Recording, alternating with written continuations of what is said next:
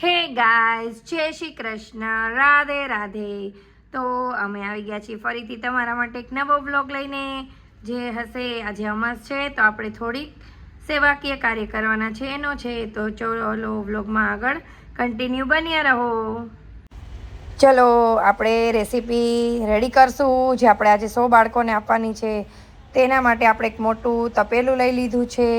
એમાં આપણે પાણી નાખી દીધું છે. જો ડ્રાય મસાલા છે એની પોટલી બનાવીને નાખી છે. હવે તો તમને આઈડિયા આવી જ ગયો હશે કે આપણે શું બનાવવાના છીએ. આપણે બિરયાની બનાવવાના છે. તેના માટે આપણે રાઈસને બોઇલ કરવા માટે મૂકી દીધા છે. હવે આપણા રાઈસ બોઇલ થઈ ચૂક્યા છે. તો હવે એને આપણે મોટા એવા કપડામાં કાઢી અને મોટા કપડામાં કાઢી લેશું એટલે એ એકદમ સરસ ડ્રાય થઈ જાય. ત્યારબાદ આપણે એમાં જે વેજીટેબલ એડ કરવા છે એનું કટિંગ સ્ટાર્ટ કરી દઈશું. એમાં આપણે ગાજર, વટાણા, બટેટા અને ફ્લાવર ને ડુંગળી એ બધું એડ કરીશું. એનું કટિંગ સ્ટાર્ટ કરી દીધું છે આપણે. તમે જોઈ શકો છો આપણું બધું જ કટિંગ થઈને વેજીટેબલ રેડી છે. ડ્રાય મસાલા પણ રેડી છે. જુઓ આપણે જે એમાં યુઝ કરવાનું છે તે બધું આપણે પહેલેથી પ્રિપરેશન કરી લીધી છે. હવે એક આપણે તપેલામાં તેલ નાખશું. તેલને એકદમ સરસ રીતે ગરમ થઈ જાય ત્યારબાદ એમાં આપણે હિંગ, જીરું, આખા મસાલા અને ત્યારબાદ આપણે તેમાં ડુંગળી નાખી દઈશું. ડુંગળીને એકદમ આપણે ધીમા તાપે લાલ થાય ત્યાં સુધી ચડવા દેવાની છે. ત્યારબાદ એમાં આપણે ટમેટાં, આદુ મરચાંની પેસ્ટ એ બધું નાખી અને એકદમ સરસ રીતે ધીમા તાપે ચડવા દેવાનું છે. એ ચડી જાય ત્યારબાદ આપણે તેમાં બધા વેજીટેબલ એડ કરશું જે આપણે પહેલેથી કટિંગ કરી રાખ્યા છે. તે ધીમે ધીમે આપણે એમાં બધા વેજીટેબલ એડ કરશું અને ધીમા તાપે એકદમ સરસ રીતે ચડી જાય ત્યાં સુધી આપણે એને ચડવા દઈશું. આપણે વધારે ફ્લેમ રાખવાની નથી કારણ કે એમાં બધું નીચે ચોંટી જશે માટે. તો જોઈ શકો છો કેવું સરસ શાક ચડી રહ્યું છે. તો હવે આપણે એમાં બધા મસાલા એડ કરી દઈશું. મીઠું, હળદર, ચટણી અને થોડો ગરમ મસાલો આ બધું સરસ રીતે એડ કરી અને આપણે એમને પણ થોડીવાર મસાલાને ચડવા દેવાનો છે. પાણી આપણે અત્યારે એડ કરવાનું નથી.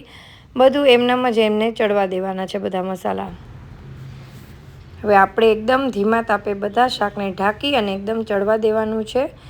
10-15 મિનિટ માટે આપણે એને ઢાંકી દઈશું. ત્યારબાદ આપણે એમાં પાણી એડ કરવાનું છે. પાણી એડ કરીને થોડીવાર ઉકળવા દઈશું. જુઓ કેવો સરસ કલર આવ્યો છે. હવે આપણે એમાં રાઈસ એડ કરી દઈશું.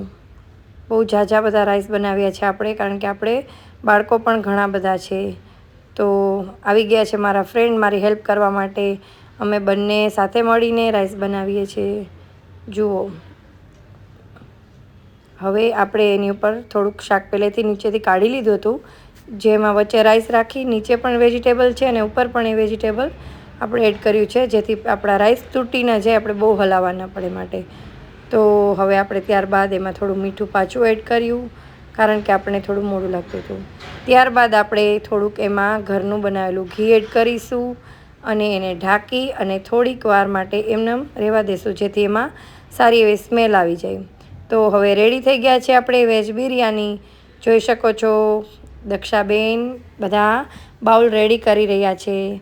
હવે આપણા બાળકો હમણાં 5 મિનિટમાં આવી જશે તે પહેલાં આપણે બધું પ્રિપેર કરીને રાખીએ. જુઓ આપણે આવી ગયા છે બાળકો. હવે આપણે તેને દેવાનું ચાલુ કરી દઈશું. બસ આપણે આવી જ રીતના આપણી ઘરે બધા બાળકો આવે છે અને આપણે દર અમાસે આવી રીતના સેવા કરીએ છીએ. હવે આપણા બચેલા રાઈસને લઈને આપણે બહાર ઝૂંપડપટ્ટીમાં દેવા જવાના છે. તો હું અને મારા ફ્રેન્ડ જઈ રહ્યા છીએ રાઈસ દેવા. તો તમે જુઓ કેવો અમે સેવા કરે છે. તમારે જો આવી સેવા કરવી હોય તો તમે પણ કરી શકો છો. તો ફરી મળીએ નવા બ્લોગમાં. ત્યાં સુધી જય શ્રી કૃષ્ણ, રાધે રાધે.